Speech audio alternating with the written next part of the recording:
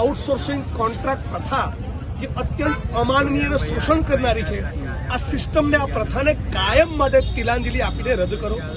અને ગુજરાતમાં જ્યારે રાજ્યની સરકાર જાણે છે, આખું ગુજરાત જાણે છે કે 50,000 થી 1 લાખ જેટલા શિક્ષકોની ઘટ છે.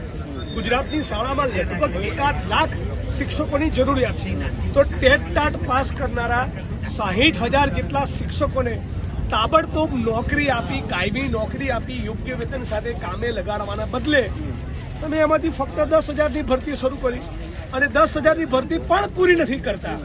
એટલે આવું સમય વહી જાય અને ફરી તમે આ 60,000 લાખ 2 લાખ શિક્ષકોને કહો કે નવેસરથી એક્ઝામ પાસ કરો.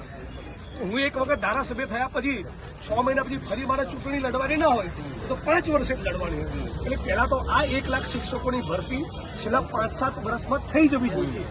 8 વર્ષ સુધી એકધારી તમે શિક્ષકોની ભરતી કરી રહી.